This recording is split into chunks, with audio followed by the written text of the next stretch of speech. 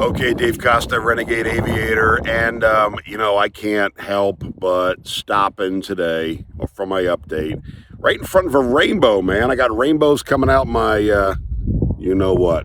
Anyway, rainbow in the background. Beautiful Black Hawk helicopter over here. And two quick things before I get going. I'm going to give you an update on our engine change on the TS11 Iskra jet, and I'm also going to give you a quick update on some of my thoughts about the recent crash with Greg Biffle and his family, which was a tragic thing. But I'm going to be unlike the other pontificators on the internet that want to freaking sound like they know what they're talking about, and they want to give you their criteria or why they think the accident happened. I'm not going to do that. All right, enough of fighting with the wind. I'm going to jump in my car and finish this section. But before we go, remember, have a plan. Go slow to go fast. Make sure you check everything before you climb into the aircraft. Know what you're going to do if something happens. Know your return. Be safe. Our passengers and our family are depending on us. Aviation in and of itself is relatively safe compared to some other things that we do. But whether you're driving a car, as I'm in right now, whether you're driving a car, or whether you're flying an airplane or operating a boat or working with medical equipment, that's another side of my business that you may or may not know about. Safety is something that's a decision, and safety is something that's practiced, planned for, anticipated. So when we talk about pilot actions or driver actions in the case of a car, or anything we do we have a backup plan? Do we know what we will do in advance when something goes wrong? And a lot of times, our initial reactions in an emergency, there's a startle effect. When we're startled by something abnormal, what do we do? A good friend of mine who was a former Marine Corps aviator told me early on, he goes, when bad situations happen, wind your watch. Slow the hell down. Slow down and think. There's very few things in an aircraft that we need to turn around right now and get that bird on the ground. There's many instances that I can look at back through my career, everything from engine failures on takeoff to fires to a bunch of stuff. There's few things in my career that I've had to react immediately. So when the unexpected happens, pilots, aviators, take some time to think, to slow down, and to prepare.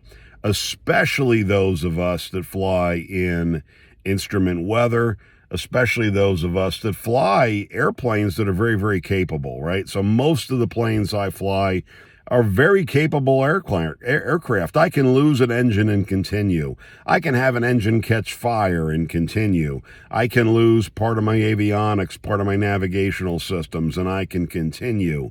So in my experience, and this has nothing to do with this particular incident because I don't freaking know what happened, you idiots that wear airline pilot uniforms and claim you were fighter jocks and you're an aviation expert.